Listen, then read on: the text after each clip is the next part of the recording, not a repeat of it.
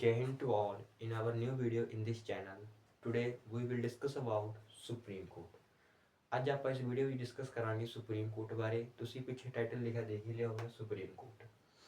Supreme court ਸਭ ਨੂੰ ਪਤਾ ਹੈ ਜਿਹੜੀ ਸੁਪਰੀਮ ਕੋਰਟ ਹੈ ਮਤਲਬ ਕਿ ਸਾਡੇ ਇੰਡੀਆ ਦੀ ਸਭ ਤੋਂ ਵੱਡੀ ਅਦਾਲਤ ਹੈ, ਜਾਂ ਕਹਿ ਸਕਦੇ ਹਾਂ ਉੱਚ ਅਦਾਲਤਾਂ ਤੋਂ ਬਾਅਦ ਜੇ ਸਾਨੂੰ ਨਿਆਂ ਲੈਣਾ ਹੋਵੇ ਤਾਂ ਸਭ ਤੋਂ ਵੱਡੀ ਅਦਾਲਤ ਬਚਦੀ ਹੈ ਆਖਿਰ ਤੇ ਸੁਪਰੀਮ ਕੋਰਟ। ਠੀਕ ਹੈ, ਸੁਪਰੀਮ ਕੋਰਟ ਹੈ ਜਿਹੜਾ ਇਸਨੂੰ ਕਹਿ ਸਕਦੇ ਹਾਂ ਇਸ ਦਾ ਜਿਹੜਾ ਕੰਮ ਹੈ ਸੁਪਰੀਮ ਕੋਰਟ ਦਾ ਉਹ ਸਿਰਫ ਲੋਕਾਂ ਦੇ ਫੰਡਾਮੈਂਟਲ ਰਾਈਟਸ ਨੂੰ ਅਤੇ ਉਹਨਾਂ ਦੇ ਜਿਹੜੇ ਲਿਬਰਟੀਜ਼ ਨੇ ਉਹਨਾਂ ਨੂੰ ਪ੍ਰੋਟੈਕਟ ਕਰਨਾ, ਵੀ to protect the fundamental rights and the liberties of people. ਇਹ ਇਹਨਾਂ ਦਾ ਕੰਮ ਹੈ। ਕੀ ਕੰਮ ਹੈ ਸੁਪਰੀਮ ਕੋਰਟ ਦਾ? To protect the fundamental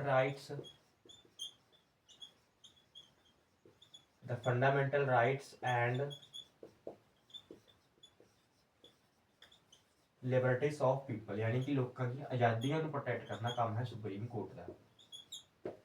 liberties of people ਕਹਿ ਸਕਦੇ ਹਾਂ। ਠੀਕ ਹੈ, ਸੁਪਰੀਮ ਕੋਰਟ ਦਾ ਬਸ ਸਿਰਫ ਇਹੀ ਕੰਮ ਹੈ ਜਦੋਂ ਆਪਣੇ ਅਧਿਕਾਰਾਂ ਦਾ ਉਲੰਘਣ ਹੁੰਦਾ ਹੈ, ਆਪਾਂ ਕੋਰਟ ਵਿੱਚ ਜਾਂਦੇ ਹਾਂ, ਸਾਨੂੰ ਉਸ ਕੋਰਟ ਦਾ ਫੈਸਲਾ ਨਹੀਂ ਪਸੰਦ ਆਉਂਦਾ, ਫਿਰ ਆਪਾਂ ਡਿਸਟ੍ਰਿਕਟ ਕੋਰਟ ਵਿੱਚ ਜਾਂਦੇ ਹਾਂ, ਸਾਨੂੰ ਉਸ ਕੋਰਟ ਦਾ ਫੈਸਲਾ ਵੀ ਪਸੰਦ ਨਹੀਂ ਆਉਂਦਾ, ਫਿਰ ਉਹ ਕੇਸ ਅਸੀਂ ਲੈ ਕੇ ਹਾਈ ਕੋਰਟ ਵਿੱਚ ਜਾਂਦੇ ਹਾਂ, ਸਾਨੂੰ ਹਾਈ ਕੋਰਟ ਦਾ ਫੈਸਲਾ ਵੀ ਨਹੀਂ ਪਸੰਦ ਆਉਂਦਾ, ਤੇ ਅਸੀਂ ਐਂਡ ਤੇ ਜਾ ਕੇ ਜਾਂਦੇ ਹਾਂ ਸੁਪਰੀਮ ਕੋਰਟ ਵਿੱਚ, ਜਿਹੜੀ ਕਿ ਸਭ ਤੋਂ ਅਖੀਰ ਕੋਰਟ ਹੈ, ਉੱਚ ਅਦਾਲਤ ਹੈ ਭਾਰਤ ਦੀ, ਜਿਹੜੀ ਕਿ ਦਿੱਲੀ ਵਿਖੇ ਸੁਪਰੀਮ ਕੋਰਟ। ਹੁਣ ਆਪਾਂ ਇਸ ਵੀਡੀਓ ਵਿੱਚ ਸਿਰਫ ਇਹਦੀ ਸੁਪਰੀਮ ਕੋਰਟ ਬਾਰੇ ਹੀ ਡਿਸਕਸ ਕਰਾਂਗੇ। ਅਗਲੀ ਵੀਡੀਓ ਵਿੱਚ ਆਪਾਂ ਡਿਸਕਸ ਕਰਾਂਗੇ ਹਾਈ ਕੋਰਟ ਬਾਰੇ। ਠੀਕ ਹੈ, ਇਸ ਵੀਡੀਓ ਵਿੱਚ ਅਸੀਂ chief justice of India, high court, supreme court ਦੇ ਜੱਜ ਬਾਰੇ ਡਿਸਕਸ ਕਰਾਂਗੇ ਤੇ ਕਿਵੇਂ ਉਹਨਾਂ ਦੀ ਅਪਾਇੰਟਮੈਂਟ ਹੁੰਦੀ ਹੈ, ਕਿਵੇਂ ਉਹਨਾਂ ਨੂੰ ਹਟਾਇਆ ਜਾ ਸਕਦਾ ਹੈ। ਠੀਕ ਹੈ, ਚੀਫ ਜਸਟਿਸ ਦੀ ਅਪਾਇੰਟਮੈਂਟ ਕਿਵੇਂ ਹੁੰਦੀ ਹੈ। ਠੀਕ ਹੈ, ਸਾਡਾ ਪ੍ਰੈਜ਼ੈਂਟ ਚੀਫ ਜਸਟਿਸ ਕੌਣ ਹੈ, ਇਹ ਸਭ ਡਿਸਕਸ ਕਰਾਂਗੇ ਆਪਾਂ ਅੱਜ ਇਸ ਵੀਡੀਓ ਵਿੱਚ। ਤਾਂ ਸ਼ੁਰੂ ਕਰਦੇ ਹਾਂ। ਮੈਂ ਰਫ ਕਰ ਦਿੰਦਾ।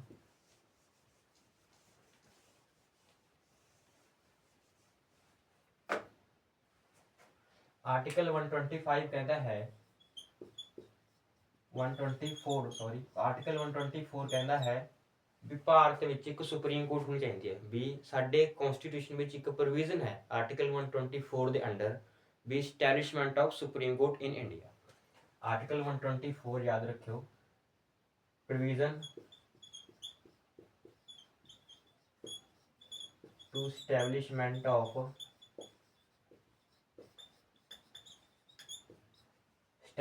Of supreme court in India.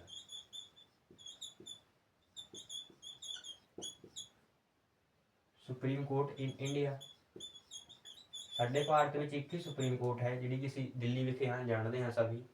Article 124 ਕਹਿੰਦਾ ਹੈ provision to establishment of supreme court in India. ਠੀਕ ਹੈ, ਇਹ ਬਸ ਇਹਦਾ ਆਰਟੀਕਲ 124। ਹੁਣ ਅੱਗੇ ਆਪਾਂ ਡਿਸਕਸ ਕਰਦੇ ਹਾਂ article 124 clause 1।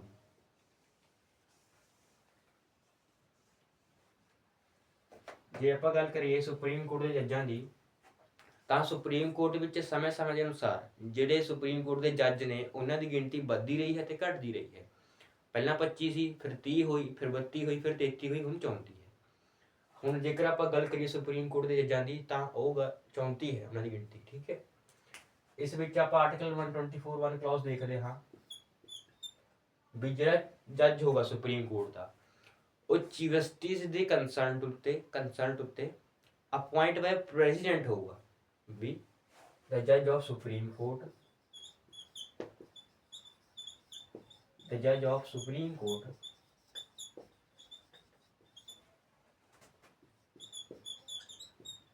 appoint by president on the consult of chief justice of India। by president on the consult of, यानी कि चीफ जस्टिस ऑफ इंडिया की सलाह से, consult of chief justice of India, इस शॉर्ट में लिखा है चीफ जस्टिस ऑफ इंडिया। ठीक है, आर्टिकल 124 क्लॉज 1 ये कहता है। जे आप आर्टिकल 124 क्लॉज 2 देखिए, आर्टिकल 124 क्लॉज 2 देखिए ਤਾਂ ਉਹ ਕਹਿੰਦਾ ਹੈ ਕਿ ਜਿਹੜਾ ਚੀਫ ਜਸਟਿਸ ਆਫ ਇੰਡੀਆ ਹੋਊਗਾ ਵੀ ਜਿਹੜਾ ਚੀਫ ਜਸਟਿਸ ਆਫ ਇੰਡੀਆ ਹੋਊਗਾ, ਆਰਟੀਕਲ 124 ਕਲੌਜ਼ 2 ਕਹਿੰਦਾ ਹੈ ਸੰਵਿਧਾਨ ਦਾ ਵੀ ਜਿਹੜਾ ਚੀਫ ਜਸਟਿਸ ਆਫ ਇੰਡੀਆ ਹੋਊਗਾ ਉਹ ਅਪੁਆਇੰਟ ਬਾਏ ਦਾ ਪ੍ਰੈਜ਼ੀਡੈਂਟ ਹੋਊਗਾ, ਪਰ ਕਿਹਦੀ ਕੰਸਰਨਡ ਉੱਤੇ? ਜੱਜਸ of supreme court and ਜੱਜਸ of high courts. ਠੀਕ ਹੈ, ਚੀਫ ਜਸਟਿਸ ਆਫ ਇੰਡੀਆ,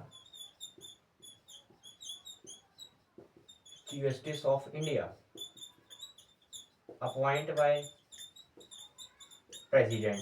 ਵੀ ਜਿਹੜਾ ਚੀਫ ਜਸਟਿਸ ਆਫ ਇੰਡੀਆ ਹੋਊਗਾ ਉਹ ਪ੍ਰੈਜ਼ੀਡੈਂਟ ਦੁਆਰਾ ਨਿਯੁਕਤ ਹੋਊਗਾ, ਇਹ ਤਾਂ ਸਾਨੂੰ ਪਤਾ ਹੈ, ਪਰ ਕੀ ਸਲਾਹ ਉੱਤੇ ਹੋਊਗਾ?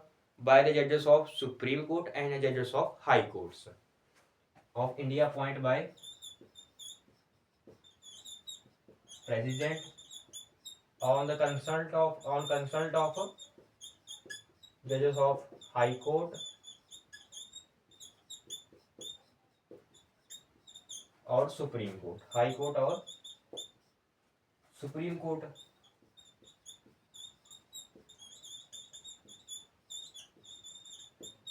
ਵੀ ਆਰਟੀਕਲ 124 ਕਲੌਜ਼ 2 ਇਹ ਕਹਿੰਦਾ ਹੈ ਵੀ ਜਿਹੜਾ ਚੀਫ ਜਸਟਿਸ ਆਫ ਇੰਡੀਆ ਹੋਊਗਾ, ਯਾਨੀ ਕਿ ਸਾਡੇ ਦੇਸ਼ ਦਾ ਚੀਫ ਜਸਟਿਸ ਆਫ ਇੰਡੀਆ ਹੈ, ਵੀ ਇਹਨਾਂ ਸੁਪਰੀਮ ਕੋਰਟ ਦੇ 33 ਜੱਜਾਂ ਤੋਂ ਵੱਡਾ ਵੀ ਇੱਕ ਜੱਜ ਹੈ ਜਿਹਨੂੰ ਅਸੀਂ ਕਹਿੰਦੇ ਹਾਂ ਚੀਫ ਜਸਟਿਸ ਆਫ ਇੰਡੀਆ। ਠੀਕ ਹੈ, ਜਿਹੜਾ ਚੀਫ ਜਸਟਿਸ ਆਫ ਇੰਡੀਆ ਹੋਊਗਾ ਉਹ ਅਪੁਆਇੰਟ ਬਾਏ ਦਾ ਪ੍ਰੈਜ਼ੀਡੈਂਟ ਹੋਊਗਾ, ਇਹ ਤਾਂ ਸਭ ਨੂੰ ਪਤਾ ਹੈ, ਪਰ ਕੀ ਸਲਾਹ ਉੱਤੇ ਹੋਊਗਾ?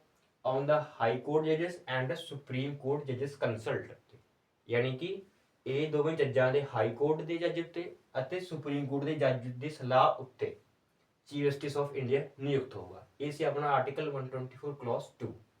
ਹੁਣ ਅੱਗੇ ਦੇਖਦੇ ਹਾਂ ਆਰਟੀਕਲ 124 ਕਲੌਜ਼ 3 ਕੀ ਕਹਿੰਦਾ ਹੈ, ਵੀ ਉਹ ਇਹ ਕੁਆਲੀਫਿਕੇਸ਼ਨ ਦੀ ਗੱਲ ਕਰਦਾ ਹੈ ਵੀ ਜੇਕਰ ਸਾਨੂੰ ਸੁਪਰੀਮ ਕੋਰਟ ਦਾ ਜੱਜ ਬਣਨਾ ਹੋਵੇ ਤਾਂ ਸਾਡੇ ਅੰਦਰ ਕੀ ਕੀ ਕੁਆਲੀਫਿਕੇਸ਼ਨਸ ਹੋਣੀਆਂ ਜ਼ਰੂਰੀ ਹਨ, ਉਹ ਦੇਖਦੇ ਹਾਂ।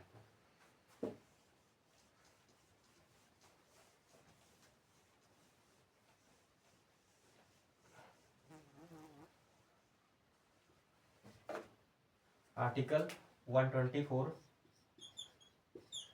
क्लॉज 3 क्वालिफिकेशन आ जाएंगी, तुसी नोट कर सकते हो क्वालिफिकेशन। क्वालिफिकेशन की कुछ चाहिए, मतलब की योग्यता चाहिए है सुप्रीम कोर्ट का जज बनने लई? सब तो पहला तो भारत का नागरिक होना चाहिए है, भी he must should be citizen of India, ये कह सकते हैं हाँ, he should be citizen of India. Okay, पहली क्वालिफिकेशन ये है, ये तो हर एक कोई पूरी कर दूंगा। ठीक है, दूसरी क्वालिफिकेशन आती है अपनी बी, जिहड़ा भारत का नागरिक होगा, ये तो चलो ठीक है, ये क्वालिफिकेशन तो साने पूरी करती। तो दूसरी क्वालिफिकेशन ये आती है भी उसने 5 साल भी एटलीस्ट 5 ईयर किसी वो हाई कोर्ट विच एज अ जज रह चुका हो, भी किसी भी हाई कोर्ट विच एटलीस्ट 5 ईयर वो जज रह चुका हो, ही जज एटलीस्ट 5 ईयर अ जज इन हाई कोर्ट। ओके, ये होगी साडी सैकेंड क्वालिफिकेशन। जेकर थर्ड क्वालिफिकेशन की गल करिए तो थर्ड क्वालिफिकेशन इस तो भी औखी है सैकेंड वाली तो। थर्ड गल करती है भी जेकर सुप्रीम कोर्ट का जज बनना होगी, तीजी योग्यता कहती है भी वह 10 साल तक भी जिहड़ा परसन होगा वह 10 साल तक किसी भी हाई कोर्ट विच किसी भी लोअर कोर्ट विच एज अ एडवोकेट रह चुका होवे, एक या वध कोर्टां तो, 2 या वध कोर्टां विच ओह कह सकते हाँ 2 या 2 तो वध अदालतां विच ओह एज अ एडवोकेट प्रैक्टिसाइज कर चुका होवे फॉर 10 साल तक, भी at least 10 year as a advocate in 2 or more courts. ये है third qualification, at least 10 year as a advocate in 2 or more courts, भी एटलीस्ट 10 साल तक as a advocate in 2 or more courts, भी 10 साल तक किसी हो 2 या 2 तो वध अदालतों में जज रह चुका हो। ये तो अपनी हो गई क्वालिफिकेशंस जिहड़ा कि हर कोई पूरी नहीं कर सकता। पहली वाली क्वालिफिकेशन तो सारे पूरी कर सकते हैं, पर 2 वाली क्वालिफिकेशन जिहड़ियां वो डिफिकल्ट ने। ठीक है, ये होगी क्वालिफिकेशन, तुसी राइट कर सकते हो article 124 clause 3 talking about the qualification will be become the judge of Supreme Court. मैं ड्राफ्ट कर देना।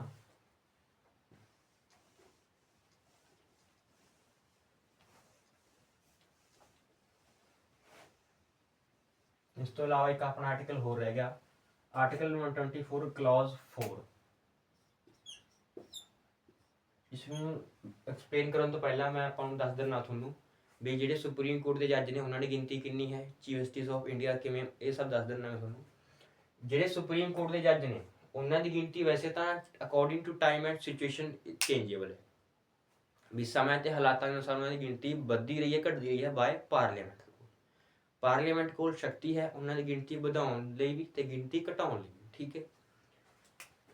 ਸੁਪਰੀਮ ਕੋਰਟ ਦੇ ਜੱਜਾਂ ਦੀ ਗਿਣਤੀ ਜਿਹੜੀ ਉਹ 33 ਹੈ, ਓਨਲੀ ਜੱਜਸ ਸੁਪਰੀਮ ਕੋਰਟ जजेस 33 जज ने, ठीक है। 33 जज ने एट प्रेजेंट, इंक्लूडिंग जेकर चीफ जस्टिस की गल करिए तो 34 हो जाएंगे भी। जेकर चीफ जस्टिस ऑफ इंडिया नूं इन्हां 33 में शामिल कर लिया जाए तो इन्हां दी गिनती 34 हो जाएगी, 34 including chief justice of India.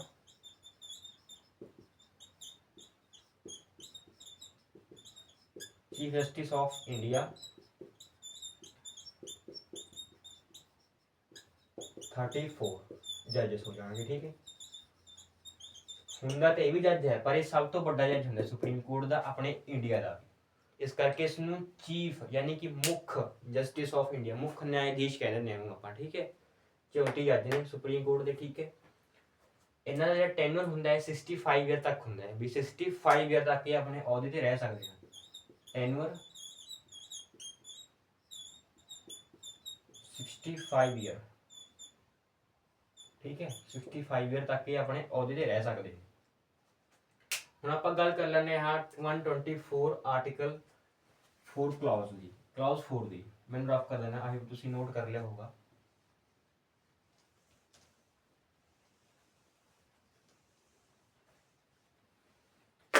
Article 124 clause 4 कहता है भी जेकर किसी भी सुप्रीम कोर्ट के जज नूं हटाउणा होवे तां किवें हटाया जा सकता है।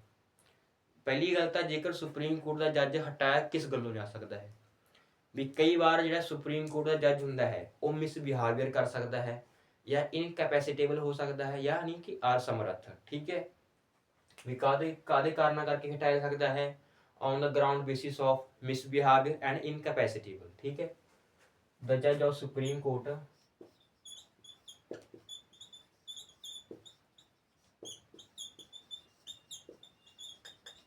the judge of Supreme Court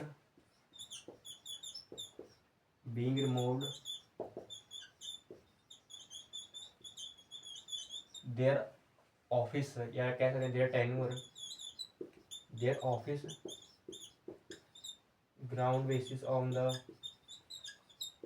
किस कारण करके हटाया जा सकता है वो, ग्राउंड बेसिस ऑफ मिसबिहेवियर और इनकैपेसिटेबल, ठीक है, यानी कि दुर्व्यवहार करके या असमर्थ होने करके, ठीक है। बाय प्रेसिडेंट, मिसबिहेवियर, ठीक है, एंड इनकैपेसिटेबल, इनकैपेसिटी कह सकते हैं, बाय प्रेसिडेंट ऑफ इंडिया।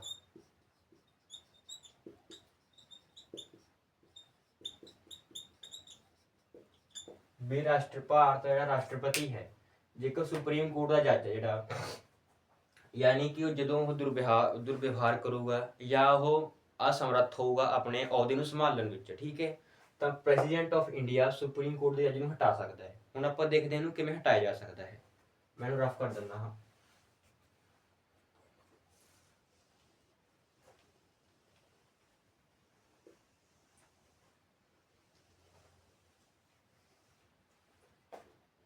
जेकर सुप्रीम कोर्ट के जज नूं हटाना होवे या सुप्रीम कोर्ट का जज आप हटना चाहुंदा होवे तां उसनूं सब तो पहला जिहड़ा उहदा रिजाइनेशन पत्र होगा यानी कि जिहड़ा उहदा लैटर होगा वो किहनूं लिख के देगा, वो एड्रैस करूगा प्रेसिडेंट नूं। रिजाइनेशन एड्रैसिंग टू प्रेसिडेंट नूं फर्स्ट काम यह आ जांदा है। रिजाइनेशन किवें एड्रैस करूगा वो,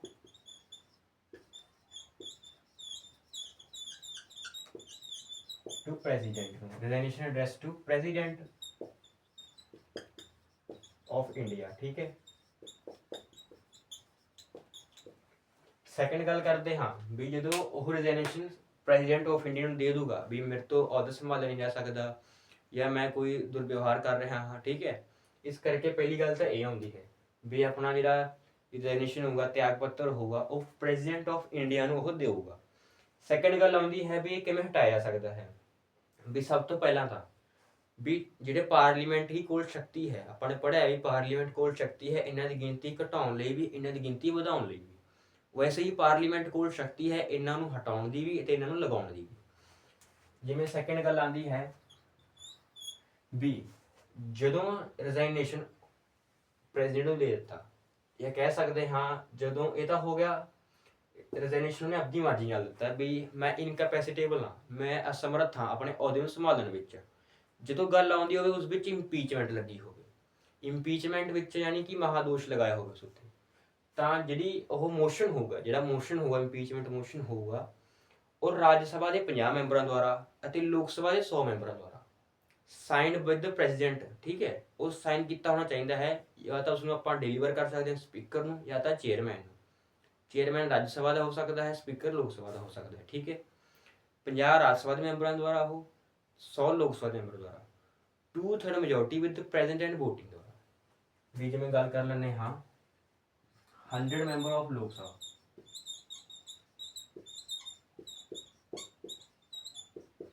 100 ਮੈਂਬਰ ਆਫ ਲੋਕ ਸਭਾ प्लस 50 member of राज्य सभा,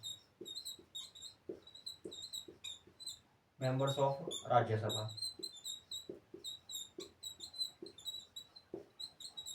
इक्वल टू निकल जाएगा, मतलब कि 100 members of लोक सभा प्लस 50 members of राज्य सभा विद 2/3 मेजोरिटी। एक चीज होर ऐड कर देने विद 2/3 मेजोरिटी किहदे उत्ते मोशन उत्ते, जिहड़ा मोशन अपने पास करना है पार्लीमेंट विच, ठीक है। किहदे उत्ते होना चाहिए वो मोशन उत्ते, जिहड़ी 2/3 मेजोरिटी होगी, इस पूरा स्ट्रक्चर होगा किहदे उत्ते होगा, सिर्फ मोशन उत्ते होगा। ते मोशन किहदे विच जाऊगा, पार्लीमेंट विच। पार्लीमेंट विच मोशन आ गया, ठीक है। ते जिहड़ा मोशन पार्लीमेंट विच आया ते पार्लीमेंट नूं देखूगी भी हाँ लोक सभा के मैंबर ने अप्रूवल दे रखी है, प्रेजेंट दे रखी है, हाँ ठीक है। राज्यसभा के मैंबर ने अप्रूवल दे रखी है, हाँ ठीक है। तो पार्लीमेंट को जो ठीक हो गया यानी कि अप्रूवल मिल गई, तो जो प्रेसिडेंट होगा, प्रेसिडेंट ऑफ इंडिया होगा, वो जजेस उन्होंने हटा दूगा भी, और वो लैटर जाऊगा जज को भी पार्लीमेंट तो कि जाऊगा है प्रेसिडेंट को, राष्ट्रपति को। तो राष्ट्रपति उस उत्ते नामजदगी दे के अपनी मर्जी लिख के मतलब कि साइन करके फिर राष्ट्रपति क्लिक करूँगा, ठीक है। फिर ये जाऊगा लेटर किहदे कोल, ये जज को जाऊगा, उसमें नोटिस मिल जाऊगा भी तेनों 14 दिन के अंदर अंदर हटाया जाना है, ठीक है। Approval period notice with in 14 days जज को नोटिस जाऊगा, ठीक है। जज को फिर उसनों उसके अहुदे तो डिसमिस कर दिता जाऊगा। ये है मैथड ऑफ इंपीचमेंट जजेस ऑफ सुप्रीम कोर्ट ਨੂੰ ਹਟਾਉਣ ਲਈ, ठीक है।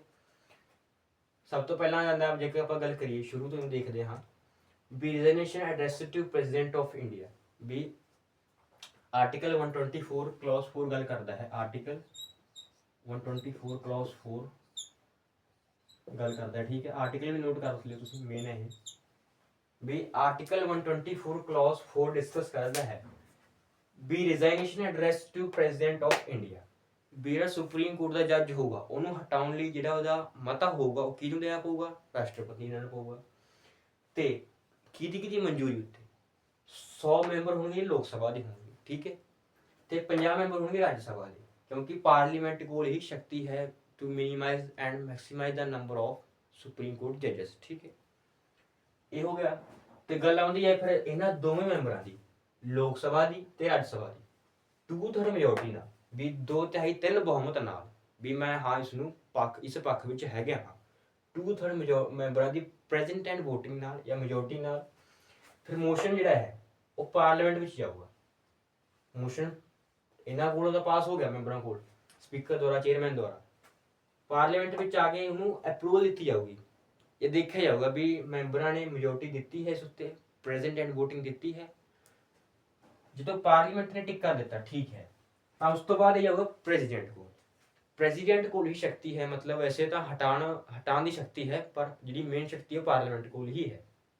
ਪਾਰਲੀਮੈਂਟ ਪ੍ਰੈਜ਼ੀਡੈਂਟ ਨੂੰ ਕਹਿੰਦੀ ਹੈ ਵੀ ਤੂੰ ਇਹਨਾਂ ਨੂੰ ਹਟਾ ਸਕਦਾ ਹੈ, ਇਹਨਾਂ ਨੂੰ ਡਿਸਮਿਸ ਕਰ ਸਕਦਾ ਹੈ, ਤੇ ਪ੍ਰੈਜ਼ੀਡੈਂਟ ਉਸ ਨੋਟਿਸ ਨੂੰ ਸਾਈਨ ਕਰ ਦੂਗਾ ਠੀਕ ਹੈ। ਤੇ ਵਿਥਿਨ 14 ਡੇਜ਼ ਦੇ ਅੰਦਰ ਅੰਦਰ ਜੱਜ ਨੂੰ ਨੋਟਿਸ ਜਾਊਗਾ ਤੇ ਉਸ ਨੂੰ ਉਸਦੇ ਅਹੁਦੇ ਤੋਂ ਜਿਹੜਾ ਉਹਦਾ ਆਫੀਸ਼ੀਅਲ ਹੋਊਗਾ ਉਸ ਤੋਂ ਰਿਟਾਇਰ ਕਰ ਦਿੱਤਾ ਜਾਊਗਾ ਠੀਕ ਹੈ।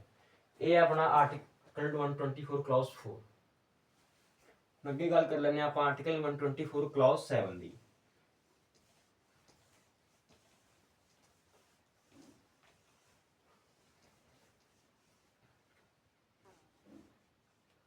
आर्टिकल 124 क्लॉज 7 ਦੀ आर्टिकल 124 क्लॉज 7 है, नोट कर लो। ਇਹ ਆਰਟੀਕਲ ਕਹਿੰਦਾ ਹੈ ਵੀ ਜਿਹੜਾ ਸੁਪਰੀਮ ਕੋਰਟ ਦਾ ਜੱਜ ਹੈ, ਚਲੋ ਹੁਣ ਹਟਾ ਦਿੱਤਾ ਗਿਆ ਵੀ ਠੀਕ ਹੈ, ਹੁਣ ਉਹਨੂੰ ਹਟਾਤਾ ਉਹਦੇ ਅਹੁਦੇ ਤੋਂ। ਕੀ ਜਿਹੜਾ ਸੁਪਰੀਮ ਕੋਰਟ ਦਾ ਜੱਜ ਹੈ ਵੀ ਉਹ ਆਪਣੇ ਅਹੁਦੇ ਤੋਂ ਬਾਅਦ ਵੀ ਲੀਗਲ ਪ੍ਰੈਕਟਿਸ ਕਰ ਸਕਦਾ ਹੈ, ਵੀ ਕਾਨੂੰਨੀ ਸ਼ਕਤੀ ਦੀ ਉਹ ਹੋਰ ਅਭਿਆਸ ਕਰ ਸਕਦਾ ਹੈ, ਵੀ ਕੇਸ ਲੜ ਸਕਦਾ ਹੈ, ਉਹ ਦੇਖਦੇ ਹਾਂ ਆਪਾਂ।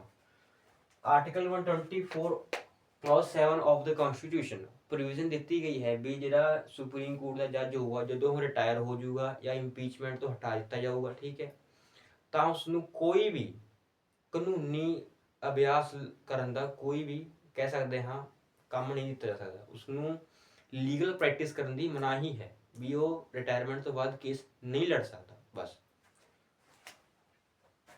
प्रोविजन ऑफ आर्टिकल कह रहा है आर्टिकल 124 क्लॉज 7 कह रहा है प्रोविजन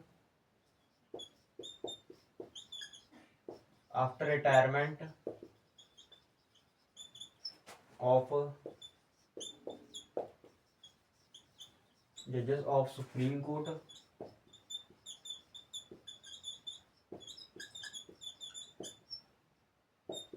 to legal practice।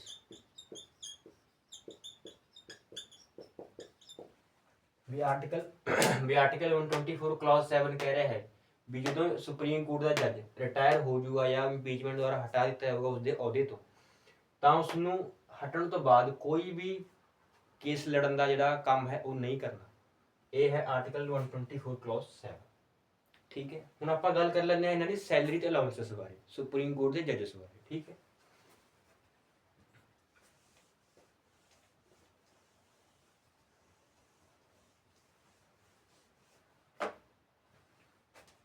ਗੱਲ ਆਉਂਦੀ ਹੈ ਸੈਲਰੀ ਅਲਾਉਂਸਸ। ਆਰਟੀਕਲ 125 ਕਹਿੰਦਾ ਹੈ, ਆਰਟੀਕਲ ਯਾਦ ਰੱਖਿਓ ਆਰਟੀਕਲ 125 ਕਹਿੰਦਾ ਹੈ ਸੈਲਰੀ ਹੋਊਗੀ, ਸੈਲਰੀ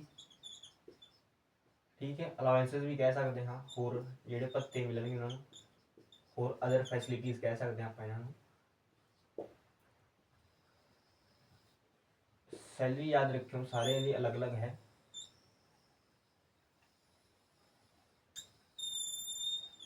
ठीक है, ਹੁਣ ਗੱਲ ਕਰ ਲੈਂਦੇ ਹਾਂ ਵੀ ਆਪਾਂ ਕਹਿ ਰਹੇ ਹਾਂ ਵੀ ਸੁਪਰੀਮ ਕੋਰਟ ਇੱਕ ਹੈ ਇੰਡੀਆ ਵਿੱਚ, ਤਾਂ ਉਹਦੇ ਜੱਜ ਵੀ ਨੇ। ਹਾਂ, ਉਹਨਾਂ 33 ਜੱਜਾਂ ਦੀ ਇੰਕਲੂਡਿੰਗ chief justice of India the salary ਅਲੱਗ-ਅਲੱਗ ਹੈ। ਸੁਪਰੀਮ ਕੋਰਟ ਦੇ ਜੱਜਾਂ ਦੀ ਸੈਲਰੀ ਅਲੱਗ ਹੈ, chief justice of India the salary ਅਲੱਗ ਹੈ, ਹਾਈ ਕੋਰਟ ਦੇ ਚੀਫ ਜਸਟਿਸ ਦੀ ਸੈਲਰੀ ਅਲੱਗ ਹੈ, ਹਾਈ ਕੋਰਟ ਦੇ ਜੱਜ ਦੀ ਹਾਈ ਕੋਰਟ ਦੇ ਜੱਜਾਂ ਦੀ ਸੈਲਰੀ ਅਲੱਗ ਹੈ। ਉਹ ਦੇਖਦੇ ਹਾਂ ਆਪਾਂ। ਜਿਹੜਾ ਸਾਡਾ ਚੀਫ ਜਸਟਿਸ ਆਫ ਇੰਡੀਆ ਹੈ, chief justice of India, chief justice of India ਹੈ ਜਿਹੜਾ, ਉਹਦੀ ਜੇਕਰ ਆਪਾਂ ਸੈਲਰੀ ਦੀ ਗੱਲ ਕਰੀਏ ਤਾਂ ਉਹ ਹੈ 2,80,000 ਪਰ ਮੰਥ, 80,000 ਪਰ ਮੰਥ। ਇੱਕ ਮਹੀਨੇ ਦੀ ਸੈਲਰੀ ਹੁੰਦੀ ਹੈ ਚੀਫ ਜਸਟਿਸ ਆਫ ਇੰਡੀਆ ਦੀ 2,80,000 ਪਰ ਮਹੀਨੇ। ਠੀਕ ਹੈ, ਤੇ ਹੋਰ ਵੀ ਫੈਸਿਲਿਟੀਆਂ ਮਿਲਦੀਆਂ ਹਨ, ਜਿਵੇਂ ਕਿ ਮੈਡੀਕਲ ਫੈਸਿਲਿਟੀਜ਼, ਟੂਰਿਜ਼ਮ ਫੈਸਿਲਿਟੀਜ਼, ਇਹ ਕਹਿ ਸਕਦੇ ਹਾਂ ਆਪਾਂ, ਕਾਰ ਫੈਸਿਲਿਟੀਜ਼ ਹੋ ਗਈਆਂ, ਐਕਸੈਕਟਰਾ ਐਕਸੈਕਟਰਾ। ਠੀਕ ਹੈ, ਅਲਾਉਂਸਸ ਵੀ ਮਿਲਦੇ ਹਨ। ਠੀਕ ਹੈ, ਹੁਣ ਜੇਕਰ ਆਪਾਂ ਗੱਲ ਕਰੀਏ ਸੁਪਰੀਮ ਕੋਰਟ ਦੇ ਜੱਜਾਂ ਦੀ, ਸੁਪਰੀਮ ਕੋਰਟ ਦੇ ਜੱਜਾਂ ਦੀ ਜਿਹੜੀ ਸੈਲਰੀ ਹੁੰਦੀ ਹੈ ਉਹ 2,50,000 ਹੁੰਦੀ ਹੈ। ਜੱਜਸ of supreme court ਜੱਜਸ of supreme court, ਇਹਨਾਂ ਦੀ ਜਿਹੜੀ ਸੈਲਰੀ ਹੁੰਦੀ ਹੈ ਉਹ 2,50,000 ਹੁੰਦੀ ਹੈ। ਠੀਕ ਹੈ, ਆਵਰੇ ਸੈਲਰੀ ਪਰਸਨ ਹੈ ਵੀ ਕਿਸ ਨੂੰ ਕਿੰਨੀ ਦਿੱਤੀ ਜਾਂਦੀ ਹੈ। ਆਵਰੇ ਮੈਂ ਲਿਖ ਰਿਹਾ ਵੀ ਸੈਲਰੀ ਕਿੰਨੀ ਕੀ ਹੈ। ਠੀਕ ਹੈ, 2,50,000 ਪਰ ਮੰਥ। ਅਲਾउंसेस ਵੀ ਮਿਲਦੇ ਨੇ, ਫੈਸਿਲਿਟੀਜ਼ ਹੋ ਗਈਆਂ, ਕਾਰਸ ਹੋ ਗਈਆਂ, ਮੈਡੀਕਲਸ ਹੋ ਗਈਆਂ, ਟੂਰਿਜ਼ਮ ਹੋ ਗਿਆ, ਐਕਸੈਟਰਾ ਐਕਸੈਟਰਾ। ਹੁਣ ਗੱਲ ਕਰਦੇ ਹਾਂ ਆਪਾਂ ਹਾਈ ਕੋਰਟ ਦੇ ਚੀਫ ਜਸਟਿਸ ਦੀ, ਵੀ ਜਿਹੜੇ ਹਾਈ ਕੋਰਟਸ ਨੇ ਆਪਣੇ ਇੰਡੀਆ ਵਿੱਚ ਉਹਨਾਂ ਦੇ ਵੀ ਚੀਫ ਜਸਟਿਸ ਹੈ ਤੇ ਉਹਨਾਂ ਦੇ ਵੀ ਜੱਜ ਨੇ। ਠੀਕ ਹੈ, ਜੇ ਆਪਾਂ ਗੱਲ ਕਰੀਏ ਹਾਈ ਕੋਰਟ ਦੇ ਜਿਹੜੇ ਚੀਫ ਜਸਟਿਸ ਨੇ ਉਹਨਾਂ ਦੀ ਜਿਹੜੀ ਸੈਲਰੀ ਹੋਊਗੀ ਉਹ ਜਿੰਨੀ ਸੈਲਰੀ ਆਪਾਂ ਜੱਜਸ ਆਫ ਸੁਪਰੀਮ ਕੋਰਟ ਨੂੰ ਦਿੰਦੇ ਹਾਂ ਉਨੀ ਸੈਲਰੀ ਇੱਕ ਹਾਈ ਕੋਰਟ ਦੇ ਚੀਫ ਜਸਟਿਸ ਨੂੰ ਦੀ ਹੁੰਦੀ ਹੈ। ਠੀਕ ਹੈ, chief justice of high court, chief justice of high court कितनी सैलरी है 2,50,000 पर मंथ। ठीक है, अलाउंसेस भी मिलते हैं इन्होंने, सब ਨੂੰ ਅਲਾउंसेस ਮਿਲਣਗੇ, ਫੈਸਿਲਿਟੀਆਂ ਮਿਲਣਗੀਆਂ, ਅਲੱਗ-ਅਲੱਗ ਫੈਸਿਲਿਟੀਆਂ ਮਿਲਣਗੀਆਂ ਸਭ ਨੂੰ। ਹੁਣ ਜੇ ਆਪਾਂ ਗੱਲ ਕਰੀਏ ਹਾਈ ਕੋਰਟ ਦੇ ਜੱਜਾਂ ਦੀ ਸੈਲਰੀ ਤਾਂ ਉਹ ਹੈ 2,25,000, ਇਹਦਾ ਅੱਧ ਕਰ ਦੋ 50,000 ਦਾ, 2,25,000 हाई कोर्ट जजेस। ठीक है, हाई कोर्ट की जी जजां की सैलरी होगी वो 2,50,000 2,25,000 होगी पर मंथ। हाँ, इन्होंने भी अलाउंसेस मिलते हैं। ये सी साडे कुछ ऑफिशियल्स की सैलरी जो सुप्रीम कोर्ट के हाई कोर्ट के। ठीक है, chief justice of India salary 2,80,000 per month with allowances. ठीक है, जजेस of supreme court 2,50,000 per month with allowances, ये भी ठीक है। Chief justice of high courts ठीक है, high courts 2,50,000 per month with allowances, ये भी ठीक है। हाई कोर्ट जजेस 2,25,000 पर मंथ विद अलाउंसेस, ये भी ठीक है। ये तुसी नोट कर सकते हो, आर्टिकल 125 कहता है। मैं रफ कर दिंदा हाँ।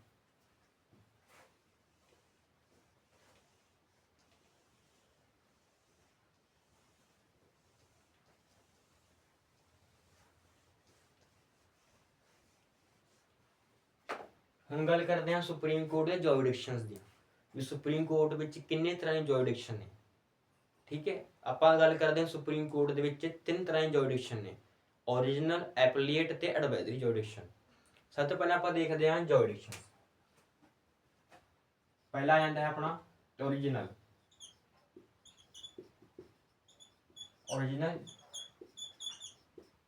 ਜੁਰਿਸਡਿਕਸ਼ਨ। ਜਿਹੜਾ ओरिजिनल ਜੁਰਿਸਡਿਕਸ਼ਨ ਹੈ मतलब ਇਸ ਦਾ मतलब ਇਹ ਹੁੰਦਾ ਹੈ ਵੀ ਜਿਹੜੇ ਕੇਸਿਸ ਡਾਇਰੈਕਟਲੀ ਸੁਪਰੀਮ ਕੋਰਟ ਵਿੱਚ ਆਉਂਦੇ ਨੇ, ਵੀ ਜਿਹੜੇ ਕੇਸਿਸ ਡਾਇਰੈਕਟਲੀ ਸੁਪਰੀਮ ਕੋਰਟ ਵਿੱਚ ਆਉਂਦੇ ਨੇ ਉਹਨਾਂ ਨੂੰ ਅਸੀਂ ਕਹਿੰਦੇ ਹਾਂ ओरिजिनल ਜੁਰਿਸਡਿਕਸ਼ਨ। ਜਿਵੇਂ ਕਿ ਫੰਡਾਮੈਂਟਲ ਰਾਈਟਸ ਰਿਲੇਟਡ ਹੋ ਗਏ ਸਾਡੇ, ਵੀ ਜੇਕਰ ਰਿਟਸ ਨੂੰ ਆਪਾਂ ਨੇ ਕਹਿ ਸਕਦੇ ਹਾਂ ਵੀ ਫੰਡਾਮੈਂਟਲ ਰਾਈਟਸ ਨੂੰ ਦੁਬਾਰਾ ਤੋਂ ਇਨਫੋਰਸ ਕਰਨਾ ਹੈ ਤਾਂ 5 type of writs issued by supreme court.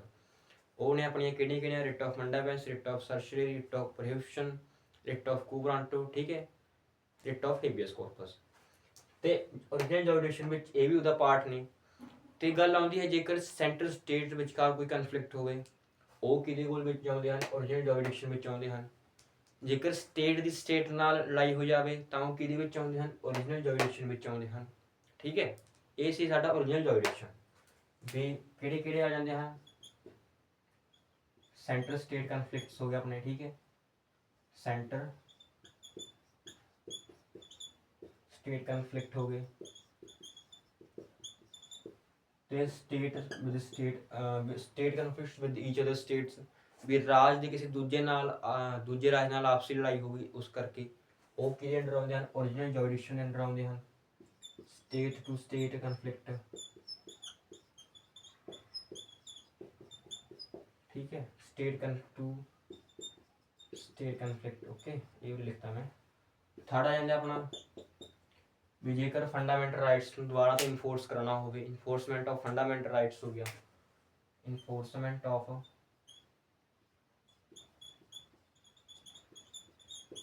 Fundamental rights, enforcement of fundamental rights, 5 type of writs ਇਹ ਇਸ਼ੂ ਕਰਦੀ ਹੈ ਸੁਪਰੀਮ ਕੋਰਟ ਵੀ ਜੇਕਰ ਅਧਿਕਾਰਾਂ ਨੂੰ ਦੁਬਾਰਾ ਤੋਂ ਪ੍ਰੋਟੈਕਟ ਕਰਾਉਣਾ ਹੋਵੇ ਤਾਂ। ਇਨਫੋਰਸਮੈਂਟ ਆਫ ਫੰਡਾਮੈਂਟਲ ਰਾਈਟਸ, ਬਸ ਇਹ ਨੇ ਓਰੀਜਨਲ ਜੁਰਿਸਡਿਕਸ਼ਨ ਦੇ ਅੰਡਰ ਵਾਲੇ ਕੇਸਸ। ਠੀਕ ਹੈ, ਹੁਣ ਆਪਾਂ ਗੱਲ ਕਰ ਲੈਂਦੇ ਹਾਂ ਸੈਕਿੰਡ ਆ ਜਾਂਦਾ ਆਪਣਾ ਐਪੀਲੀਏਟ ਜੁਰਿਸਡਿਕਸ਼ਨ। ਮੈਨੂੰ ਰਫ ਕਰ ਦਿੰਦਾ।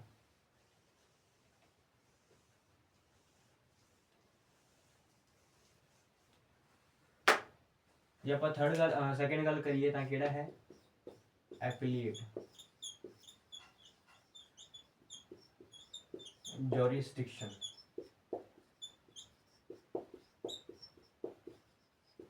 ਐਪੀਲੀਏਟ ਜੁਰਿਸਡਿਕਸ਼ਨ ਦਾ ਮਤਲਬ ਇਹ ਹੁੰਦਾ ਵੀ ਜਿਹੜੇ ਕੇਸਸ ਕਹਿ ਸਕਦੇ ਹਾਂ ਵੀ ਜਿਹੜੇ ਡਿਸੀਜਨਸ ਹਾਈ ਕੋਰਟ ਦੇ ਹੋਣਗੇ ਉਹਨਾਂ ਹਾਈ ਕੋਰਟ ਦੇ ਡਿਸੀਜਨਾਂ ਦੇ ਵਿਰੁੱਧ ਵੀ ਸੁਪਰੀਮ ਕੋਰਟ ਡਿਸੀਜਨ ਲੈ ਸਕਦੀ ਹੈ। ਠੀਕ ਹੈ, ਵੀ ਸੁਪਰੀਮ ਕੋਰਟ ਦਾ ਫੈਸਲਾ ਜਿਹੜਾ ਉਹ ਹਾਈ ਕੋਰਟ ਦੇ ਡਿਸੀਜਨ ਦੇ ਅਗੇਂਸਟ ਜਾ ਸਕਦਾ ਹੈ। ਇਹ ਹੈ ਐਪੀਲੀਏਟ jurisdiction. The decision of Supreme Court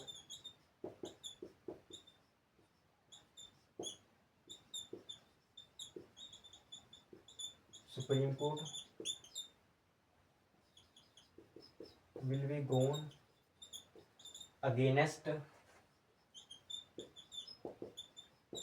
decision of high court. ਠੀਕ ਹੈ, ਹਾਈ ਕੋਰਟ ਦੇ ਫੈਸਲੇ ਦੇ ਵਿਰੁੱਧ ਵੀ ਜਾ ਕੇ ਸੁਪਰੀਮ ਕੋਰਟ ਫੈਸਲਾ ਲੈ ਸਕਦੀ ਹੈ। ਇਹ ਆਪਣਾ ਐਪੀਲੀਏਟ ਜੁਰਿਸਡਿਕਸ਼ਨ ਸੈਕਿੰਡ। ਥਰਡ ਗੱਲ ਕਰ ਲੈਂਦੇ ਹਾਂ ਆਪਾਂ ਐਡਵਾਈਜ਼ਰੀ ਜੁਰਿਸਡਿਕਸ਼ਨ ਦੀ। Advisory jurisdiction, advisory jurisdiction. Advisory jurisdiction ਦਾ ਮਤਲਬ ਇਹ ਹੁੰਦਾ ਹੈ ਵੀ ਸੁਪਰੀਮ ਕੋਰਟ ਹੈ, ਜਿਹੜੀ ਸੁਪਰੀਮ ਕੋਰਟ ਹੈ ਉਹ ਆਪਣੀ ਲੋਅਰ ਕੋਰਟਸ ਹਾਈ ਕੋਰਟ ਹੋ ਗਈਆਂ, ਉਸ ਤੋਂ ਵੀ lower court district court session courts, ਉਹਨਾਂ ਤੋਂ ਉਸ ਫੈਸਲੇ ਨੂੰ ਆਪਣੇ ਕੋਲ, ਉਹਨਾਂ ਤੋਂ ਉਸ ਕੇਸਸ ਦੀ ਹੀਅਰਿੰਗ ਆਪਣੇ ਕੋਲ ਡਾਇਰੈਕਟਲੀ ਮੰਗਾ ਸਕਦੀ ਹੈ। ਉਸ ਉੱਤੇ ਪੁੱਛ ਵੀ ਸਕਦੀ ਉਹਨਾਂ ਨੂੰ ਵੀ ਤੁਸੀਂ ਕੀ ਕਰ ਰਹੇ ਹੋ ਉਸ ਉੱਤੇ। ਠੀਕ ਹੈ, ਵੀ ਉਹ ਹਰ ਇੱਕ ਕੁਛ ਆਪਣੇ ਲੋਅਰ ਕੋਰਟਸ ਨੂੰ ਕੰਟਰੋਲ ਅੰਡਰ ਰੱਖਦੀ ਹੈ। ਇਹ ਹੈ ਐਡਵਾਈਜ਼ਰੀ ਜੁਰਿਸਡਿਕਸ਼ਨ। ਬਸ ਇਹ ਸੀ ਸਾਡੇ jurisdiction of supreme courts.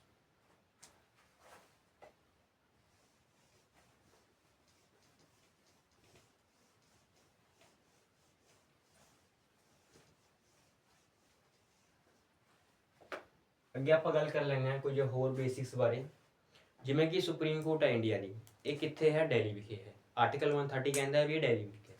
Article 130 ਕਹਿੰਦਾ ਹੈ 130 ਸੀਟ ਆਫ ਸੁਪਰੀਮ ਕੋਰਟ ਕਿੱਥੇ ਹੈ? ਦਿੱਲੀ ਵਿਖੇ। ਸੀਟ ਆਫ ਸੁਪਰੀਮ ਕੋਰਟ ਇਨ ਦਿੱਲੀ। ਠੀਕ ਹੈ, ਇਹ ਉਹੀ ਦਿੱਲੀ ਹੈ ਜਿਸ ਵਿੱਚ ਲੂਟੀਨਸ ਦਿੱਲੀ ਕਹਿੰਦੇ ਇਹਨੂੰ ਆਪਾਂ, ਲੂਟੀਨਸ ਦਿੱਲੀ। ਜਿੱਥੇ ਸਾਡੀ 올ਡ ਪਾਰਲੀਮੈਂਟ ਹੈ ਜਾਂ ਪਾਰਲੀਮੈਂਟ ਬਿਲਡਿੰਗ ਹੈ, ਜਿੱਥੇ ਸਾਡੀ ਨਿਊ ਬੋਥ 올ਡ, ਇਹ ਦੋਵੇਂ ਹੀ ਉੱਥੇ ਨੇ ਜਿੱਥੇ ਕਹਿ ਸਕਦੇ ਹਾਂ ਸੁਪਰੀਮ ਕੋਰਟ ਹੈ ਜਿਹੜੀ ਕਿ ਲੂਟੀਨਸ ਦਿੱਲੀ ਹੈ। ਠੀਕ ਹੈ, ਸੈਕਿੰਡ ਗੱਲ ਕਰ ਲੈਂਦੇ ਹਾਂ ਆਪਾਂ, ਜਿਹੜੀ ਸੁਪਰੀਮ ਕੋਰਟ ਹੈ ਇਹ ਇੰਡੀਆ ਦੀ ਸਭ ਤੋਂ ਵੱਡੀ ਕੋਰਟ ਹੈ, ਵੀ ਇੰਡੀਆ ਦੀ ਸਭ ਤੋਂ ਵੱਡੀ ਕੋਰਟ ਹੈ। ਠੀਕ ਹੈ, ਇੰਡੀਆ ਵਿੱਚ ਉੱਚ ਅਦਾਲਤਾਂ ਤੋਂ ਬਾਅਦ ਸਭ ਤੋਂ ਵੱਡੀ ਕੋਰਟ ਜਿਹੜੀ ਬਚਦੀ ਹੈ ਉਹ ਸੁਪਰੀਮ ਕੋਰਟ ਹੀ ਹੈ, largest court of India. Second point ਆ ਜਾਂਦਾ ਆਪਣਾ ਲਾਰਜੈਸਟ ਕੋਰਟ ਆਫ ਇੰਡੀਆ। ਠੀਕ ਹੈ, ਥਰਡ ਗੱਲ ਕਰ ਲੈਂਦੇ ਹਾਂ ਵੀ ਸੰਵਿਧਾਨ ਨੂੰ ਵਿਆਖਿਅਤ ਕਰਨ ਵਾਲੀ ਸਭ ਤੋਂ ਵੱਡੀ ਅਥਾਰਟੀ, ਵੀ ਸੰਵਿਧਾਨ ਨੂੰ ਵਿਆਖਿਅਤ ਕਰਨ ਵਾਲੀ, ਵੀ ਇੰਟਰਪ੍ਰੀਟੇਸ਼ਨ ਆਫ ਕਨਸਟੀਟਿਊਸ਼ਨ ਦੀ ਜਿਹੜੀ ਵਿਆਖਿਆ ਹੋਊਗੀ ਉਸ ਦੀ ਵਿਆਖਿਆ ਕਰਨ ਵਾਲੀ ਸਭ ਤੋਂ ਵੱਡੀ ਅਥਾਰਟੀ ਹੈ supreme court.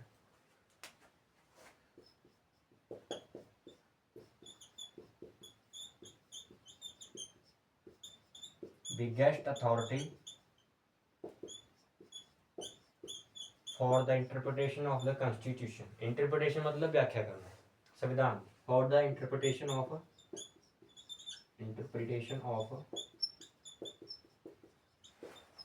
constitution, interpretation of constitution। ठीक है,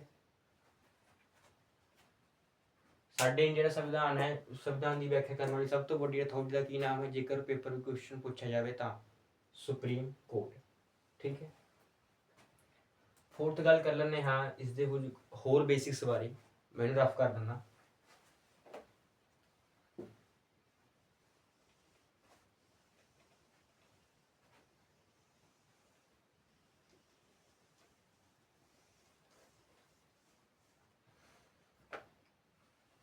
फोर्थ आ जाता अपना जेकर गल करिए तो सुप्रीम कोर्ट का आर्कीटैक्ट कौन है, ये फाउंडेशन स्टोन कदों रखा गया वो देखते हैं आप भी। सुप्रीम कोर्ट का जो आर्कीटैक्ट है वो गणेश भिखाजी देवलालीकर ने, गणेश भिखाजी देवलालीकर ने, ठीक है।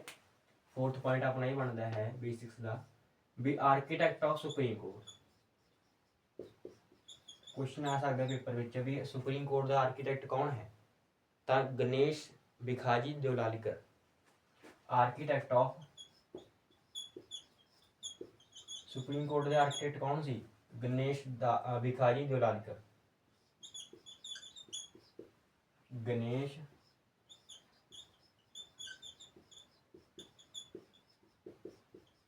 भिखाजी देवलालीकर, DEOLALIKER, गणेश भिखाजी देवलालीकर ने ਜਿਹੜੇ ਸੁਪਰੀਮ ਕੋਰਟ ਦੇ ਆਰਕੀਟੈਕਟ ਸੀ, ਠੀਕ ਹੈ। ਹੁਣ ਗੱਲ ਕਰ ਲੈਂਦੇ ਹਾਂ ਸੁਪਰੀਮ ਕੋਰਟ ਦਾ ਫਾਊਂਡੇਸ਼ਨ ਕਦੋਂ ਹੋਈ, ਯਾਨੀ ਕਿ ਇਸ ਦਾ ਨੀਂਹ ਪੱਥਰ ਕਦੋਂ ਰੱਖਿਆ ਗਿਆ। ਸੁਪਰੀਮ ਕੋਰਟ ਦਾ ਜਿਹੜਾ ਨੀਂਹ ਪੱਥਰ ਹੈ ਉਹ 29 ਅਕਤੂਬਰ 1954 ਵਿੱਚ ਰੱਖਿਆ ਗਿਆ ਸੀ। Foundation stone of supreme court, foundation stone of supreme court है ऑन अक्टूबर 29 1954 ਵਿੱਚ 29 ਅਕਤੂਬਰ 1954 ਵਿੱਚ ਇਹਦਾ ਨੀਂਹ ਪੱਥਰ ਰੱਖਿਆ ਗਿਆ ਸੁਪਰੀਮ ਕੋਰਟ ਦਾ ਦਿੱਲੀ ਵਿਖੇ। ਤੇ ਜੇਕਰ ਆਪਾਂ ਇਹਦੀ ਗੱਲ ਕਰੀਏ ਕਦੋਂ ਬਣ ਕੇ ਇਹ ਤਿਆਰ ਹੋਈ, 1958 ਵਿੱਚ ਇਹ ਬਣ ਕੇ ਤਿਆਰ ਹੋਈ। Buildup complete in 1958 of supreme court. Sixth आ जाता अपना बिल्डअप ऑफ सुप्रीम कोर्ट,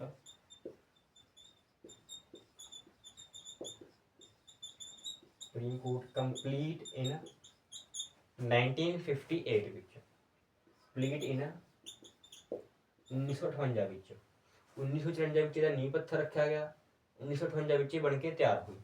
जिहड़ी ये बिल्डिंग है ये गोल टाइप मतलब इस उत्ते गुंबद है, साने सब ने गुंबद देखा होया, उस गुंबद तो सानू पछाण आउंदी है भी साडी सुप्रीम कोर्ट ऑफ इंडिया है, ठीक है।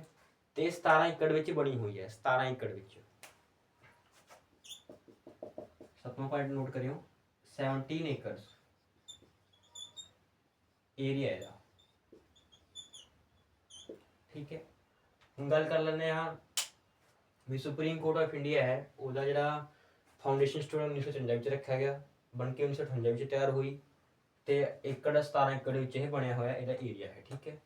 ਹੁਣ ਇਹ ਕਿਸ ਤਰ੍ਹਾਂ ਬਣੀ ਹੋਈ ਹੈ मतलब ਇਹਦਾ ਸਟਾਈਲ ਕੀ ਬਣਾਉਂਦਾ ਵੀ ਜਿਵੇਂ ਹਰ ਇੱਕ ਹਾਊਸ ਦਾ ਬੰਗਲੋ ਦਾ ਬਿਲਡਿੰਗ ਦਾ ਮੈਪ ਹੁੰਦਾ ਹੈ ਵੈਸੇ ਹੀ ਇਹਦਾ ਮੈਪ ਵੀ ਸੀ, ਪਰ ਜਿਹੜਾ ਇਹਦਾ ਮੈਪ ਸੀ ਉਹ ਕਹਿ ਸਕਦੇ ਹਾਂ ਆਪਾਂ ਇੰਡੋ ਬ੍ਰਿਟਿਸ਼ ਸਟਾਈਲ ਸੀ ਵੀ ਕੁਝ ਭਾਰਤੀ ਸੀ ਅੱਧਾ ਤੇ ਕੁਝ ਅੰਗਰੇਜ਼ੀ ਸੀ ਅੱਧਾ, ठीक है। इंडो ब्रिटिश स्टाइल ਇਹਦਾ ਆਰਕੀਟੈਕਟ ਹੈ, इंडो ब्रिटिश स्टाइल आर्कीटैक्ट है। एग्जाम में क्वेश्चन पूछा जा सकता है भी सुप्रीम कोर्ट का आर्कीटैक्ट किस टाइप का है, तो इंडो ब्रिटिश टाइप है ਇਹਦਾ आर्कीटैक्ट, इंडो ब्रिटिश स्टाइल, ठीक है। 8वां पॉइंट नोट करें ये इंडो ब्रिटिश स्टाइल आर्कीटैक्ट है सुप्रीम कोर्ट का। इंडो यानी कि इंडियन ब्रिटिश स्टाइल आर्कीटेक्ट है, architect of supreme court, Indo British style architect of supreme court भी अद्धा भारतीय है अद्धा अंग्रेजी है, मतलब कि बाहरला है ये चीज़ है। आई होप थोड़ा इस वीडियो में ये सब समझ आ गया होगा। मिलते हैं किसी अपनी नई वीडियो में। Hurriedly we meet in our next video in this channel. Today it is enough for all you. Thanks for watching.